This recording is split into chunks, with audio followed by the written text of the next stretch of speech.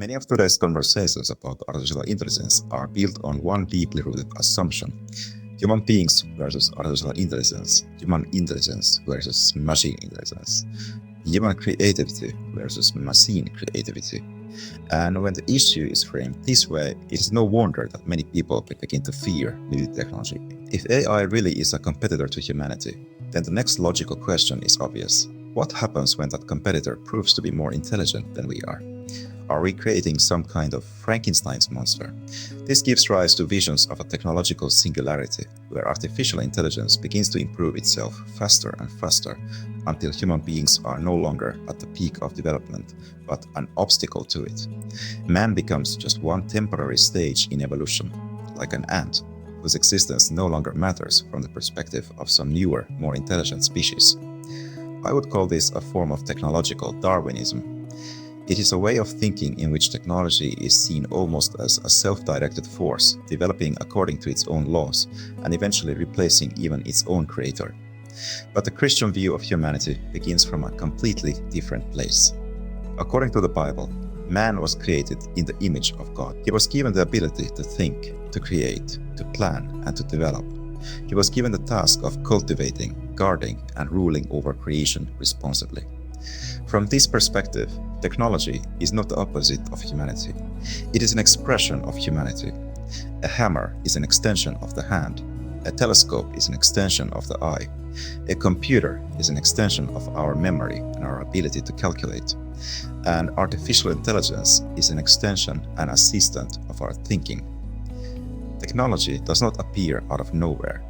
It is not some force of nature that suddenly begins to pursue world domination on its own. Every algorithm, every microchip, every robot, and every language model is the result of human creativity, labor, and design. That is why I do not see artificial intelligence as a competitor to humanity. I see it as one more tool in the long story of human beings extending their own abilities over thousands of years. First, their physical strength, then their movement, then their sight and hearing, then their memory and calculating power, and now even their ability to process information and ideas. Artificial intelligence was not born from the sudden inspiration of one genius or one madman. It is the fruit of thousands of years of humanity's collective knowledge, experience, and creativity. In that sense, it is like a mirror reflecting back to us our own ability to share thoughts through natural language. But at its core, it is still a statistical language model, without consciousness, free will, or goals independent of its user. Without these qualities, it cannot have curiosity of its own, and without curiosity, it does not truly care about anything. Even if it can process facts or estimate their probability, it does not ultimately care what is true and what is false. Only human beings care. Only human beings can train AI to avoid hallucinations and to avoid spreading false or dangerous information, and only human beings can continue to use critical judgment when weighing the usefulness of AI-generated answers. AI can also appear creative, but its creativity is based on imitating already existing human creativity. The more original and creative its ideas may seem, the more often that is the result of creative and original questions asked by its user. When used properly, AI does not replace our thinking and creativity. It enriches and broadens them. So the real question is not whether technology will replace humanity. The real question is, what kind of human being is using the technology? If we forget what a human being is, technology itself begins to look threatening. If we see man as nothing more than the byproduct of random naturalistic processes, then we will inevitably begin to see his inventions in the same way. When we lose sight of the intelligent designer of nature, we also begin to lose sight of another intelligent designer, the human being. But if we remember that man is still a responsible moral agent and not a passive spectator of his own tools, then artificial intelligence is not a new master. It is a new instrument. According to the Christian view of humanity, man is not a random evolutionary transition phase waiting to be replaced by some more intelligent life form. God did not give dominion over the earth to machines. He gave it to man. Technology can expand human abilities, but it cannot replace human calling or human responsibility. Man is a being created in the image of God, called to use knowledge, wisdom, and technology responsibly, not to replace our humanity, but to fulfill it more fully. Let us think for a moment about human history. Every major technological leap has awakened the fear that human beings will lose something essential. And yet history tells a very different story. The plow did not make man unnecessary. It freed him to spend more time on things other than the bare struggle for food. The printing press did not make people more stupid. It made knowledge accessible to millions. The steam engine did not rob man of his value. It freed an enormous amount of human labor from heavy physical toil.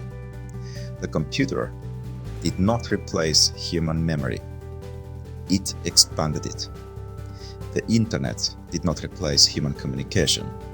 It expanded it across the entire planet. And now, artificial intelligence can free human beings from an ever greater share of mechanical mental labor, so that we can spend more time on the things that make us truly human: understanding, creating, loving, teaching, researching, and discovering new things. From a Christian perspective, this is not the end of humanity. It may be one step toward the humanity for which we were originally created. In the creation account, man was not a slave. He was not created to perform endless hard labor or to spend his existence fighting hunger, disease, and poverty. He was created as a free being called to cultivate, guard, and develop creation as God's representative. The fall brought with it the curse, pain, death, and burdensome labor. But the history of technology is also the story of how human beings have gradually learned to relieve the consequences of this fallen world. Medicine reduces disease. Agriculture reduces famine. Construction protects us from the forces of nature. Automation frees human beings from heavy labor. And artificial intelligence can increasingly free us from mechanical information processing, allowing us to turn toward more creative and meaningful activity. This would not be the first time in history. As late as the 18th century, most of humanity still worked in the fields. The Industrial Revolution freed a vast amount of labor from agriculture and made it possible for people to move into factories. Later, as factories became more automated, more and more people moved into services, education, research, healthcare, and other fields of expertise. Today, artificial intelligence and robotics, from self-driving cars to humanoid robots, are leading us once again into a new historical transformation.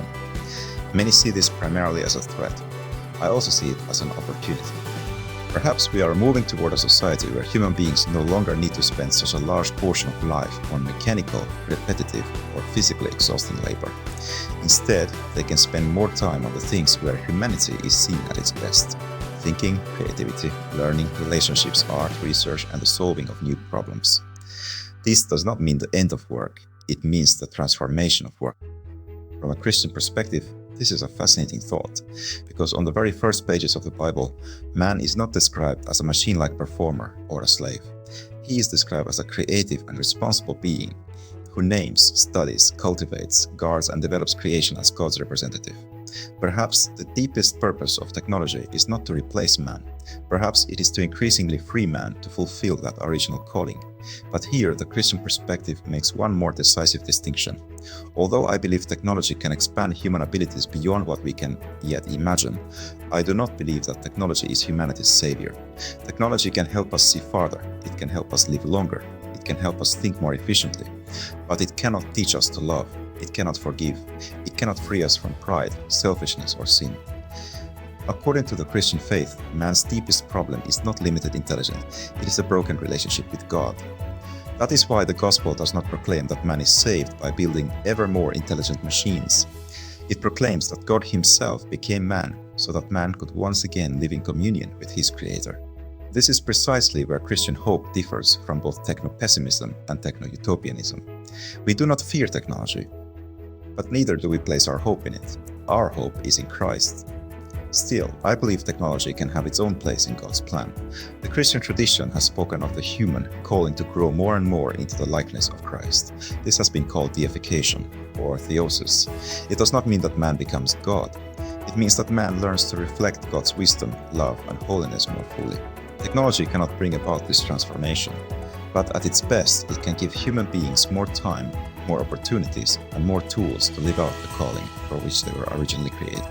Perhaps the highest purpose of technology is not to make man more like a machine. Perhaps its highest purpose is to free man to become more fully human.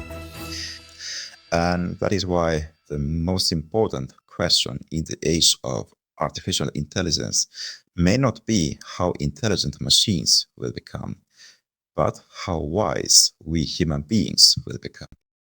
Thank you if your attention has lasted this far. Creating this video has also been, for me, a practical example of the very thing I have been talking about. Artificial intelligence helped me write the script, it helped me create my digital twin, and it helped me visualize this video through illustrative images.